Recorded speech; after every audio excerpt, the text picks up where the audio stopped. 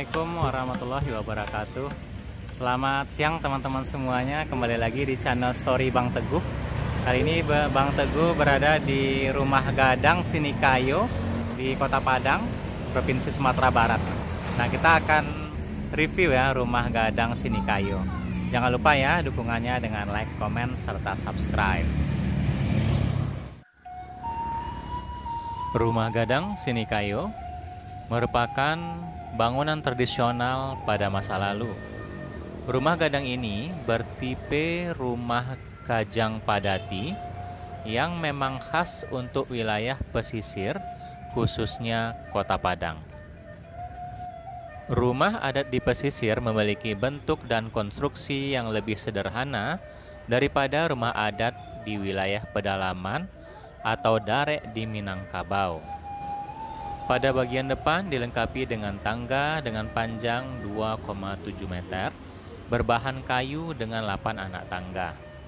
Tangga dilengkapi pula dengan atap dan dinding yang dipahat berbentuk motif sulur-suluran dilapisi cat warna merah. Rumah gadang Sinikayo ini juga dilengkapi dengan serambi dengan lebar 2,5 meter, jadi serambi berlantai papan kayu. Untuk pintu masuk masih asli dengan bahan kayu surian. Ukuran pintu masuk ini tingginya 2 meter dengan lebar 0,94 meter. Pada bagian samping pintu dihiasi dengan ukiran dan begitu pula bagian atas dilengkapi dengan ukiran dengan lebar panel ukiran 84 cm.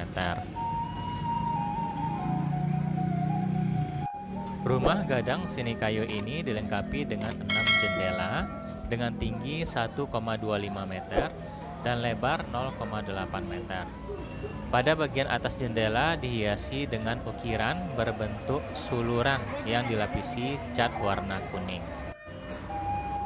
Pada tiap ruangan di rumah gadang ini dilengkapi dengan pintu yang dihiasi ukiran dengan motif geometris dan suluran. Jadi pintu dilapisi dengan cat warna merah, sedangkan ukiran dilapisi dengan cat warna kuning.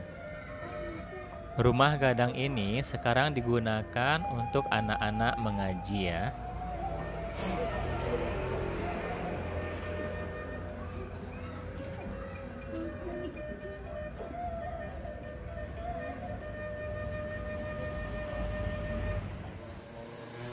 Pada zaman dahulu, anak-anak ini umumnya mengaji di surau. Jadi sekarang rumah gadang ini digunakan sebagai tempat pendidikan. Nah, jadi menggantikan surau. Jadi setidaknya di surau biasanya diajar 3 bidang keilmuan, yaitu agama, adat, dan silat.